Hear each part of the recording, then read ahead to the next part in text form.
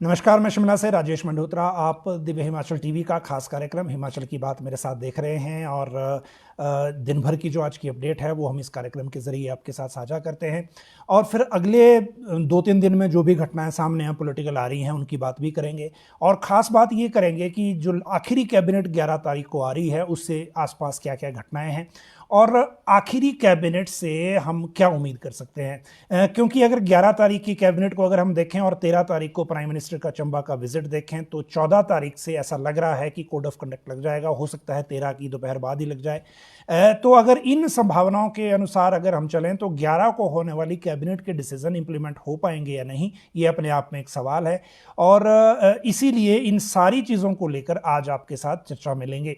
जो आज बात हम करेंगे उसको लेकर जो वीआईपी मूवमेंट अब शुरू हो रही है। कल से जेपी नड्डा हिमाचल में है, फिर पीएम मोदी आएंगे और उसके बाद अमित शाह भी आ रहे हैं। लेकिन इन के अलावा दूसरी तरफ कांग्रेस में देखें तो अभी टिकट को लेकर जो झगड़ा चल रहा है वो अभी डिसाइड होने को बाकी है। और जो प्रियंका गांधी की रैली 14 तारीख को सोलन में प्लान हुई है उसको लेकर अभी तैयारियां कांग्रेस कर रही है। लेकिन अगर 13 को ही दोपहर बाद कोड ऑफ कंडक्ट लग गया तो वो कैसे इफेक्ट करेगी, एक तो वो बात है। और दूसरा, क्या कांग्रेस भी इस डेट को आगे पीछे करेगी अगर पॉसिबिलिटी देखें कोड ऑफ कंडक्ट की, क्योंकि पीएम का विजिट जो है वो चेंज हुआ है और वो चेंज होने की कोई सामान्य वजह नहीं हो सकती। तो इनकी भी बात करेंगे। साथ में एसएमसी को लेकर, इसमें आप एसएमएस पढ़ रहे होंगे, इसको एसएमसी समझें। एसएमसी को लेकर क्या बड़ा जो तोहफा है अभी वो दिखने जा रहा है। एक प्रपोजल मूव हुआ है और इस प्रपोजल के हिसाब से आगे क्या होने जा रहा है वो आपको बताना है कि उसमें प्रपोजल में है क्या और क्या ये फायदा मिल सकता है। एनटीटी के भर्ती का फॉर्मूला रेडी हो गया है और इसको किस तरह से आगे शुरू करेंगे, एग्जैक्टली मंगलवार से ये प्रोसेस शुरू होगा। लेकिन आज हम आपको बताएंगे कि ओवरऑल फार्मूला है क्या। डीए की किस्त क्यों उलझी हुई है, जो 3% किस्त देनी थी वो बताएंगे आपको। बल्क ड्रग पार्क की डीपीआर क्लियर हो गई 1923 करोड़ की, ये भी अपने आप में आज बड़ी खुशखबरी है। 200 एमबीबीएस डॉक्टर भर्ती का मामला कहां फंसा है, इसमें हुआ क्या है। कांग्रेस की टिकटों को लेकर निर्णय कब होगा और उसमें जो उलझन है वो क्या है वो भी बताएंगे आपको। कोड ऑफ कंडक्ट की मांग किसने की है आज, ये जानकारी देंगे। टीजीटी पीजीटी भर्तियों का क्या हुआ है, जिसको लेकर जो जिन्होंने अप्लाई किया है या जो भर्ती होना चाहते हैं वो इसके नोटिफिकेशन का इंतजार कर रहे हैं। आरटीआई पोर्टल क्यों ठप पड़ा है, ये भी एक इंटरेस्टिंग है क्योंकि बहुत सारे लोग तंग हो रहे हैं इसमें। और एक एडवाइजर लगाया हुआ है, एक सेक्रेटरी लगाया हुआ है, उसके बावजूद एक मेंबर भी है नीचे, लेकिन उसके बावजूद आरटीआई का ऑनलाइन पोर्टल नहीं चल रहा है। ये अपने आप में जो बात है वो सवाल उठाने वाली है। रेजिडेंट डॉक्टर भी हड़ताली डॉक्टरों के समर्थन में आए हैं, इसकी भी बात करेंगे। बारिश और बर्फबारी का अलर्ट कब हुआ है वो भी बात करेंगे। और इन सारी चीज़ों के बीच में एक जो महत्वपूर्ण अपडेट है वो ये कि जो हम आपके साथ डिस्कस करते हैं कि जितने लोग अभी तक लाइव जुड़ गए हैं, जैसे काफ़ी लोग हो गए, और आप लोग अगर एक बार अपने जो टाइमलाइन है उस पर या फिर किसी ग्रुप में इसको ज़रूर शेयर कर लें बुलेटिन को, ताकि और लोगों तक ये इन्फॉर्मेशन अगर किसी को चाहिए हो तो वो पहुंच सके और उनको भी जो इसकी जानकारी मिल सके। लेकिन अब एक एक करके जो खासकर मौसम की पहले बात करें। कल और परसों 2 दिन के लिए बारिश बताई गई है और जो ऊंचाई वाले क्षेत्र हैं वहाँ जो ऊंचाई वाला क्षेत्र है वहाँ भी बर्फबारी का अलर्ट इस बार दिया गया है। हालांकि इस सीज़न में एक बार बर्फबारी इस सीज़न की पहली हो गई थी हायर रीचेस पर, और इस बार जो मौसम का जिस तरह से ट्रेंड बना हुआ है उसमें लग रहा है कि जो है इस बारे में भी कोई अपडेट इसमें रहेगी। खासकर अगले 2 दिन के भीतर हायर रीचेस पे अगर स्नोफॉल हुआ तो जो मिनिमम टेम्परेचर है वो थोड़ा और गिरेगा पूरे प्रदेश में ही। जहां तक बात डॉक्टरों के हड़ताल की है तो जो सीनियर डॉक्टर हैं वो हड़ताल पे हैं, खासकर जो मेडिकल कॉलेजेस और बाकी जगह अलग अलग डिमांड कर रहे हैं, सेमडी कॉट आईजीएमसी में भी। और इन सारी चीज़ों के बीच में एक महत्वपूर्ण अपडेट ये है कि अब जो सीनियर रेजिडेंट हैं वो भी जो है डिमांड कर रहे हैं कि वो भी इनके डॉक्टरों के साथ आ गए हैं, उन्होंने समर्थन दिया है। इधर आम आदमी पार्टी ने डॉक्टरों के समर्थन में बात की है कि वो जो सरकार इनकी बात सुने।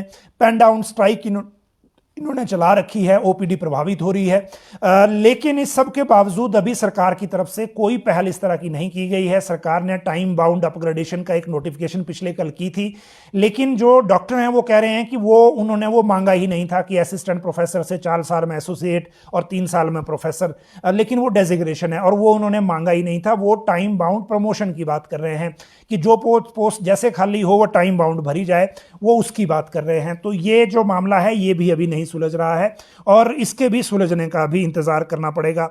लेकिन जो डॉक्टरों की नाराजगी है वो उससे लगातार बढ़ रही है।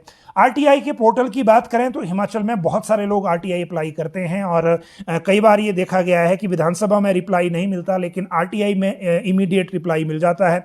लेकिन जो एडमिनिस्ट्रेटिव रिफॉर्म्स डिपार्टमेंट है इसने 2 लिंक दे रखे हैं आरटीआई पोर्टल के, आरटीआई ऑनलाइन पोर्टल के, लेफ्ट साइड भी राइट साइड भी, वेबसाइट के बीच में भी और सेंटर में भी। लेकिन पोर्टल जो है वो नहीं खुल रहा है, पोर्टल बंद है और पिछले कई दिनों से बंद है। और ये सवाल उठता है कि आज के दौर में जब इंफॉर्मेशन को रोकने के बजाय इंफॉर्मेशन सेल्फ डिस्क्लोजर का टाइम है, आरटीआई एक्ट में भी सेल्फ डिस्क्लोजर एक प्रोविजन रखा गया है, उसके बावजूद जो ऑनलाइन पोर्टल है वो बंद है। इसके कारण आरटीआई की एप्लीकेशन पे असर पड़ा है और वो भी कम हुई है, क्योंकि लोग जो एप्लीकेशन है वो ऑनलाइन मूव करना उसके बाद सीख गए थे और कोविड के दौरान तो ये सारी व्यवस्था उस तरह की काफ़ी तेज़ रही थी। लेकिन ये काफ़ी दिनों से बंद है। हमने जो एआर विभाग है, एडमिनिस्ट्रेटिव रिफॉर्म्स, उन तक ये बात पहुंचाई है, लेकिन हैरानी की बात यह है कि एक एआर में एडवाइज़र लगाई गई हैं, प्रिंसिपल एडवाइज़र जिनको कहते हैं, और जिनको चीफ सेक्रेटरी नया लगने के बाद जो हायरार्की थी उससे हटाया गया था, और उसके बाद सेक्रेटरी एआर अलग से हैं। एआर डिपार्टमेंट में फाइल वर्क है नहीं, हफ्ते में एक आधी फाइल कोई आती है और उसके आगे चीज़ें वही हैं। मंत्री भी इसमें अलग से हैं एआर में, लेकिन इसके बावजूद आप देखिए कि ऑनलाइन पोर्टल ही बंद है। तो ये कब खुलेगा, कब ठीक होगा, ये हम इसको लगातार फॉलो करते रहेंगे। टीजीटी और पीजीटी भर्तियों की बात करें तो एजुकेशन ने लगभग 1,500 पोस्टों को भरने के लिए प्रपोजल भेज रखा है। प्रारंभिक शिक्षा निदेशालय ने टीजीटी भर्ती को भेजा था, उसमें जो आर्ट्स हैं वो 744 थे, नॉन मेडिकल 557, 286 मेडिकल वाले थे, और कुछ प्रपोजल इससे पहले पीजीटी के भी चल रहे थे। लेकिन इनकी भर्ती की नोटिफिकेशन अभी पेंडिंग है। आखिरी कैबिनेट भी आ गई, इसके बीच में होती है या नहीं वो इंतजार करना पड़ेगा। लेकिन लोग निराश हो रहे हैं जो नौकरियों का इंतजार कर रहे हैं, जो शिक्षित बेरोजगार हैं। इसी के साथ जेबीटी बैच वाइज की भी एक भर्ती फंसी हुई है। आज हमने एडवोकेट जनरल से भी बात की थी तो उन्होंने कहा कि उन एलिमेंट्री डायरेक्टरेट से डायरेक्टर मिलने आए थे, उसके बाद कुछ कागज उन्होंने भेजे हैं और वो कोशिश करेंगे कि मंडे को उनको इसके बारे में राय चली जाए, ताकि कोड ऑफ कंडक्ट से पहले अगर कोई नियुक्तियां इसमें होनी है, 472 पोस्टों का मामला है, तो वो हो सके। और इसमें जो रिक्वेस्ट की गई है, अब देखते हैं कि वो उसमें क्या करते हैं। कोड ऑफ कंडक्ट की मांग को लेकर आज जो कांग्रेस की अध्यक्ष हैं प्रतिभा सिंह, उन्होंने बात की है। पिछले कल जो इनके उपाध्यक्ष हैं वो नरेश चौहान, उन्होंने डिमांड की थी पब्लिक सर्विस इनसे, इलेक्शन कमीशन से। आज प्रतिभा सिंह ने की है कि जो जल्दी से जल्दी कोड ऑफ कंडक्ट लगाया जाए, क्योंकि सरकार दुरुपयोग कर रही है सरकारी मशीनरी का चुनाव के ऐन मौके पर। और ये जो 75 साल के कार्यक्रम, तो चलो इसके बहाने जो मूवमेंट हो रही है सारी वो सरकारी खर्चे का मिसयूज है, और जो बाहर से भी रैलियां हो रही हैं केंद्रीय नेताओं की, वो भी सरकारी खर्चे पे हो रही हैं, और इसलिए चुनाव आयोग इंटरवीन करे बीच में और इस खर्चे को रोका जाए, ताकि जो विपक्ष को एक तरह से जो सत्ता पक्ष है उसको विपक्ष पर एज ना मिले। अब 2 डिमांड हो गई, इलेक्शन कमीशन क्या करेगा वो देखने वाली बात है। हालांकि कल इलेक्शन कमीशन ने सभी डीसीज को चिट्ठी लिखी है और उसमें कहा था कि जैसे ही कोड ऑफ कंडक्ट लगेगा, आपको 24 घंटे के अंदर, 48 घंटे के अंदर और 72 घंटे के अंदर क्या क्या करना है वो लिस्ट उनको पहले दे दी गई है।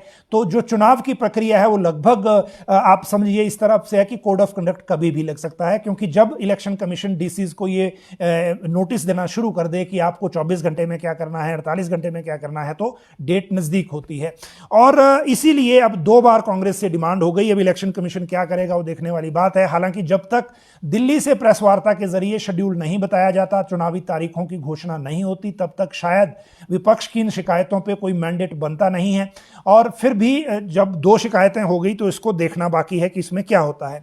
कांग्रेस के टिकटों की फैसले की बात करें तो उसमें अभी भी, क्योंकि स्क्रीनिंग कमेटी से कंप्लीट हो गया है, 27 सीटों पर पैनल गए हैं। बाकी 39 सीटें पहले हो गई थी, 2 सीटें उसके बाद हुई, जो कहा गया कि चौपाल में रजनीश किमटा, और एक और सीट जो है वो 2 सीटें और इसमें निकली हैं। लेकिन जो सुभाष मंगलेट हैं उन्होंने आज कंट्राडिक्ट किया है कि कुछ नेता कांग्रेस में खबरें प्लांट करा रहे हैं और अपने पक्ष में प्लांट करा रहे हैं, जबकि ऐसा नहीं है। जब तक टिकट फाइनल नहीं हो जाता तब तक कुछ भी पॉसिबल है, और इसीलिए अभी इन पे ध्यान ना दें।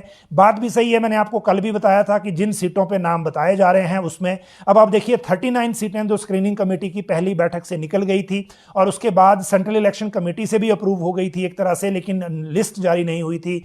उन सीटों में भी मनाली सीट को लेकर दोबारा से रिक्वेस्ट डाली गई है कि वहां हरिचंद शर्मा और भुवनेश्वर गौड़ के बीच में दोबारा पुनर्विचार किया जाए। इसी तरह से किन्नौर सीट में जगत सिंह नेगी और जो ये भंडारी हैं, निगम नेगी भंडारी, इनको लेकर पुनर्विचार चल रहा है। और रामपुर सीट में क्योंकि एक विद्रोह हो गया था, एक पर्टिकुलर जो कास्ट है उसको लेकर कैंडिडेट वहां मांग रहे हैं और कांग्रेस के अंदर ही ये विद्रोह है, तो इसीलिए उसको लेकर भी दोबारा से एक तरह से पिटीशन दायर हुई है। तो कुछ भी हो सकता है जब तक फाइनल लिस्ट नहीं आती। और जो अभी कांग्रेस के अंदर 2 तरह की दिक्कतें भी चल रही हैं। पहली तो ये कि जो बीजेपी में कुछ लोग जो उनके साथ डिस्कशन में थे पहले, जिसमें एक नूरपुर से बात हो रही थी, देरा से बात हो रही थी, या फिर ज्वालामुखी से बात हो रही थी, तो वहां पर जो लोग भी संपर्क में पहले कभी थे, अब वो अब हैं या नहीं ये तो बाद में पता लगेगा। लेकिन उनको 10 तारीख तक की डेडलाइन दी गई है कि वो 10 तारीख तक बता दें उन्होंने आना है या नहीं, ताकि उसके बाद फिर कांग्रेस फैसला ले ले। तो ये 12 तारीख के बाद टिकटों पे फैसला होगा और प्रियंका गांधी की रैली 14 को है, तो क्या उससे पहले टिकट हो पाएंगे कि नहीं, ये सबसे बड़ा सवाल है। अभी सेंट्रल इलेक्शन कमेटी की जो डेट है कोई, वो एक तरह से फिक्स डेट अभी नहीं आई है। 200 MBBS डॉक्टर कब भर्ती होंगे, ये बड़ा सवाल है। बड़ा सवाल इसलिए क्योंकि मुख्यमंत्री जयराम ठाकुर ने इस साल बजट में अनाउंस किए थी 500 पोस्ट इसके लिए, और जो इस साल भरने के लिए उनमें से सिर्फ 300 भरी है, जो नेरचौक मेडिकल यूनिवर्सिटी के माध्यम से अभी परीक्षा ली गई थी। और जब इस परीक्षा के बाद अभी भरे उनमें से कुछ को लगभग 250 को अपॉइंटमेंट दे दी है, जो बचे हैं उनको भी हो जाएगी। लेकिन जो बाकी 200 पोस्ट पब्लिक सर्विस कमीशन को भेजने के लिए जानी थी वो अभी नहीं गई हैं, और उनको क्योंकि भेजा नहीं है तो इसीलिए वो इंतजार अब ये हो रहा है कि वो भर्ती होगी भी कि नहीं होगी, जबकि सरकार का कार्यकाल पूरा हो गया। अब इन्होंने जो बजट में घोषित किया था वो पोस्टें नहीं भरी गई, मतलब ये हुआ ये 200 पोस्ट अब नई सरकार भरेगी। हमने जो प्रिंसिपल सेक्रेटरी हेल्थ हैं सुभाषिष पांडा, उनसे बात की थी और उन्होंने बताया कि जो 11 तारीख की कैबिनेट है उसमें परमिशन ले सकते हैं। दरअसल इसमें कैबिनेट से अभी परमिशन टू फिल नहीं थी और इसीलिए इनको प्रोसेस शुरू नहीं किया जा सका और रिक्विजिशन पब्लिक सर्विस कमीशन को नहीं भेजी जा सकी। लेकिन फिर भी इंतजार जो बीच में हो रहा था। लेकिन नई बात इसमें यह है कि अगर 11 तारीख की कैबिनेट में भी हो जाती है, रिक्विजिशन भी चली जाती है, तो नई सरकार ही नियुक्तियां देगी। तो अब इस भर्ती को नई सरकार करेगी जो 200 डॉक्टरों की बची है MBBS की। बल्क ड्रग पार्क की DPR अप्रूव हो गई है 1923 करोड़ की, इसमें 1118 करोड़ के आसपास भारत सरकार से ग्रांट आनी है। लेकिन नई बात यह है कि आज जो स्टीयरिंग कमेटी है मिनिस्ट्री ऑफ फार्मास्यूटिकल्स की, डिपार्टमेंट ऑफ फार्मास्यूटिकल्स की जो मिनिस्ट्री है, उसमें जो सेक्रेटरी थी इनकी, उन्होंने ऑनलाइन जो DPR पे प्रेजेंटेशन ली। डायरेक्टर इंडस्ट्रीज राकेश प्रजापति ने अपनी टीम के साथ ये प्रेजेंटेशन दी और भारत सरकार ने बहुत खुशी जताई कि तीनों बल्क ड्रग पार्कों में से हिमाचल की DPR सबसे अच्छी है, क्योंकि उसमें बड़ी सारे कंपोनेंट नए ऐड किए गए हैं। एनवायरमेंट मिनिस्ट्री ने एक तारीफ की कि वहाँ जो एक प्रोविजन रखा गया है इस पार्क में, एक यूनिक प्रोविजन ये रखा गया है कि यहां पर जो 240 करोड़ की लागत से जीरो लिक्विड डिस्चार्ज फैसिलिटी अलग से बन रही है। 175 एकड़ में इंटीग्रेटेड इंडस्ट्रियल टाउनशिप बन रही है और जो 36 मेगावाट बिजली पार्क के अंदर ही बनेगी, जिसमें 6 मेगावाट अपने कैप्टिव यूज के लिए होगी और जो 30 मेगावाट है वो ओपन मार्केट में बेची जा सकेगी। आज मुख्यमंत्री जयराम ठाकुर ने भी इंडस्ट्री की टीम को बधाई दी और भारत सरकार का धन्यवाद किया कि डबल इंजन की वजह से ये पार्क मिला है, ऐसा उन्होंने कहा। लेकिन आगे आगे किस तरह से, अगर पहली किश्त आ गई तो चंबा से जो 13 तारीख को प्राइम मिनिस्टर आ रहे हैं वहां से इसका शिलान्यास भी हो सकता है। अगली बात करें अगर, तो DA की किश्त को लेकर बात है। मैंने आपको पहले बताया था कि DA को लेकर सबसे बड़ी दिक्कत ये आ रही है कि ट्रेजरी पर इंपैक्ट नहीं पता लग रहा है एरियर का, क्योंकि एरियर पूरा गया नहीं है अभी और बीच में जा भी नहीं सकता, क्योंकि जो एरियर है, मैंने जो कल कल बताया था आपको, एरियर जाएगा अब 1 नवंबर को, जब आप कर्मचारियों को सैलरी मिलेगी। अक्टूबर की सैलरी जब नवंबर में मिलेगी तब उनको वो एरियर वहाँ जो मिलेगा साथ में। इन बिटवीन जो है एरियर नहीं दे सकते। इसी वजह से अब इम्पैक्ट इसका बाद में पता लगेगा, और यही वजह है कि फाइनेंस वाले डर रहे हैं कि अगर इस वक्त अगर 366 370 करोड़ का डीए भी दे दिया तो कहीं बीच में दिक्कत ना हो जाए, क्योंकि बिना सरकार के, यानी कि जब सरकार चुनाव में चली जाएगी तो जनवरी तक इसी तरह से टाइम भी काटना है और ट्रेजरी का बैलेंस भी बनाना है। 11 तारीख को मुख्यमंत्री जा रहे हैं कुल्लू, वहां से पूरे प्रदेश की जो बची हुई शिलान्यास उद्घाटन है वो भी होंगे ऑनलाइन ही, और उसके बाद कुल्लू दशहरे के समापन में जनसभा को वो संबोधित करेंगे, लोगों को संबोधित करेंगे। अगर उसमें अनाउंसमेंट की तो हम उसका इंतजार करेंगे कि उसमें क्या होगा, लेकिन अभी तक ऐसा ही है कि कंफर्म नहीं हो रहा है कि डीए की पहली किस्त मिल रही है कि नहीं। एनटीटी का भर्ती फॉर्मूला लगभग तैयार हो गया है। जो इलेक्ट्रॉनिक्स डेवलपमेंट कॉर्पोरेशन है, उनके एमडी जो हैं उन्होंने बताया कि जो चिट्ठी आई थी एजुकेशन से वो हमने आगे अपनी 14 एजेंसियों को भेज दी है, उनसे राय मांगी है, कुछ एजेंसियों ने फीडबैक दिया है, उस फीडबैक पे वापस क्वेरी जो है वो एजुकेशन डिपार्टमेंट से पूछी गई है।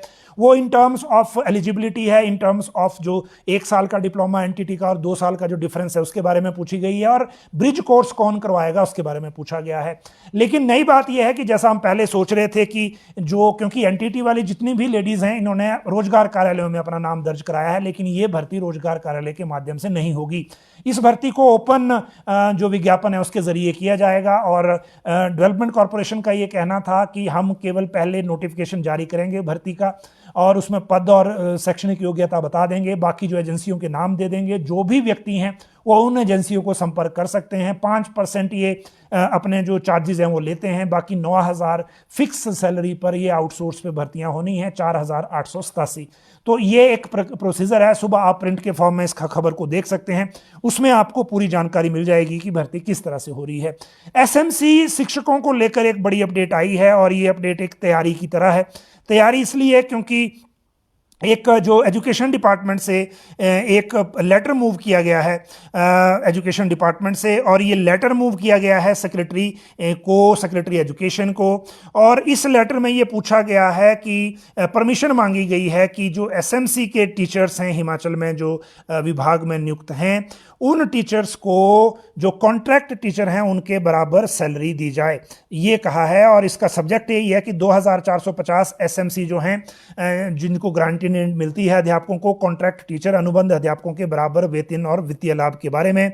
और अगर ऐसा करते हैं तो इनको जो टोटल जो फाइनेंशियल कॉस्ट बन रही है इसमें जो इनको बनेगा वो 14 करोड़ 51 लाख 14 करोड़ 51 लाख के आसपास ये बन रहा है। Total figure additional liability per month की इतनी नहीं होनी चाहिए हालांकि, लेकिन ये कैलकुलेशन इन्होंने की है अलग से। ये टोटल जो कॉस्ट है इनकी वो 1 करोड़ 45 लाख 14,128 पर मंथ ये एडिशनल लाइबिलिटी है। तो आप 14 करोड़ के आसपास ही समझिए अगर हम साल की रखें तो। और इसमें जो अब सैलरी है इनको, जो maximum remuneration paying to SMC teachers, जैसे उनको अगर मान लो 14,978 मिल रहा है तो आगे जब बढ़ जाएगा तो 22,860 हो जाएगा। ये है जो लेक्चरर का, डीपी का, टीजीटी का मैं आपको बताऊं 14,978 है, वहां हो जाएगा 22,860। C&B का 11,609 है, ये हो जाएगा 21,360। और जेबीटी का 9,362 है, ये हो जाएगा 17,820। लेकिन ये परमिशन मांगी है ज्वाइंट डायरेक्टर एडमिनिस्ट्रेशन ने जो ये सेक्रेटरी एजुकेशन से। अब सेक्रेटरी एजुकेशन इसको कैसे आगे टेकअप करते हैं वो बात है, क्योंकि उनको फाइनेंस से टेकअप करना है, और फाइनेंस से टेकअप होने के बाद फिर ये जाएगा कैबिनेट में भी जा सकता है। जो 11 तारीख को कैबिनेट है, अगर मूव हुआ है तो किसी वजह से हुआ होगा, तो 11 तारीख की कैबिनेट का इंतजार कर लेते हैं कि उसमें ये क्या करेंगे। कल जेपी नड्डा होंगे, फिर मोदी और शाह आएंगे। जेपी नड्डा कल 2 दिन के लिए हिमाचल में हैं, और इनके जो टूर है इसके लिए शेड्यूल भी जारी हो गया है। कल ये 9 को सबसे पहले कांगड़ा पहुंचेंगे। किशन कपूर, पवन राणा जी, देवेंद्र सिंह राणा और त्रिलोक कपूर इनके साथ होंगे, क्योंकि ये पंच परमेश्वर जो पंचायतों के प्रतिनिधि हैं, जिला परिषद के, शहरी निकायों के, उनसे बात करेंगे।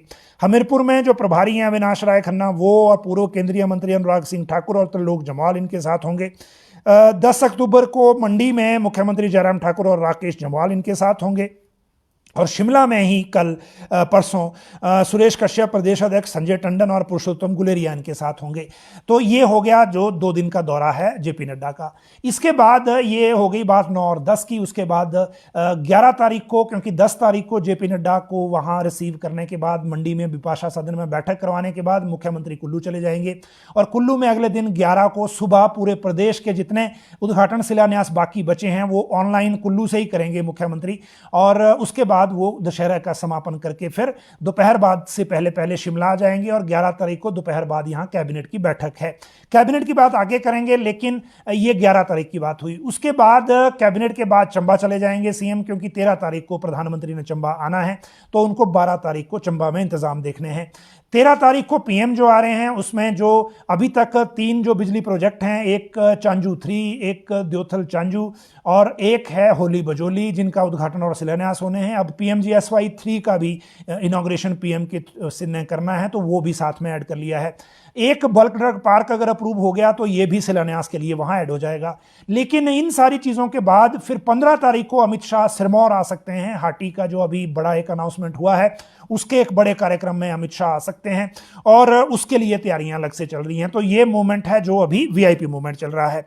अब 11 तारीख की जो कैबिनेट है उससे क्या उम्मीदें रखें, वो भी हम कह सकते हैं। सबसे पहले तो जो कॉन्ट्रैक्ट के कर्मचारी 3 जनवरी 2022 को जो इन पोजीशन थे, उनको हायर ग्रेड पे देने को लेकर जो मैटर अभी सॉल्व नहीं हुआ है, उसको लेकर हम उम्मीद कर सकते हैं 11 तारीख से। एक मुख्यमंत्री ने 2 केस और मंगवाए हुए हैं एनएचएम के कर्मचारियों का और सिलाई कढ़ाई अध्यापिकाओं का, तो वो भी जाने हैं। उसमें फायर कर्मचारियों का पहले से पेंडिंग है, हो सकता है वो भी जाए। और ये जो बाकी मैटर है, मान लो एसएमसी जाता है, क्योंकि अगर लेटर मूव हुआ है तो ये भी जा सकता है। तो फिर बाकी सारी चीजें जो हैं वो और हैं वो क्या उसमें रहेंगी, ये महत्वपूर्ण है। लेकिन उसमें जो डिसीजन होंगे वो लागू हो पाएंगे या नहीं, अगर 13 या 14 तारीख को कोड ऑफ कंडक्ट लग गया तो वो एक बड़ी बात है। इसीलिए जो भर्तियां अभी चल रही हैं, जेओएआईटी 817, अब इंतजार करना पड़ेगा, क्योंकि पहले कोर्ट में केस है, फिर जब सरकार चली जाएगी चुनाव में तो वो डिले हो जाता है। तो ये मुझे लगता है कि नई सरकार में ही अपॉइंटमेंट होगी। इसी तरह से जो बाकी मामले हैं, केवल जेबीटी बैच वाइज की कुछ उम्मीद दिख रही है कि वो पहले हो जाएगा, लेकिन बाकी सबको इंतजार अभी करना पड़ेगा। तो ये फिर भी कैबिनेट उस दिन जो करेगी वो नज़दीक रहेगा कि वो क्या उसमें होता है। जहां तक जल शक्ति विभाग को लेकर जो करुणामूलक की भर्तियों का मामला बार बार पूछ रहे थे लोग, वो तो अभी उन्होंने की नहीं, जब करेंगे तो आपको अपडेट देंगे, लेकिन अभी तक वो भर्तियां हुई नहीं हैं। दूसरी तरफ जो आउटसोर्स वाले लोग हैं, उनको लेकर भी रिटर्न में अभी भी कौशल विकास निगम को कन्वे नहीं हुआ है, जिसको कंपनी के रूप में बदलना है और सारे आउटसोर्स के कर्मचारी उनके अंडर जाने हैं। तो अगर चुनाव घोषित होने से पहले ये भी कन्वे नहीं हुआ तो फिर क्या इनका होगा, वो बात अलग है। क्योंकि मान लीजिए चुनाव के बाद सरकार रिपीट हो गई, तब तो बात फिर भी है कि कुछ चीजें संभल जाएंगी, लेकिन सरकार नई आ गई तो फिर चीजें इधर उधर हो जाती हैं और उसी का फिर सभी को रिस्क है अभी। इसीलिए जो 11 तारीख की कैबिनेट है दोपहर बाद होगी, उसमें देखना है कि उसमें कौन कौन से मैटर आ पाएंगे। आज के लिए इतना ही। आप सब लोग लाइव जुड़े, बहुत बहुत शुक्रिया। कल फिर मिलेंगे इसी समय इसी प्लेटफॉर्म पे। बहुत बहुत धन्यवाद।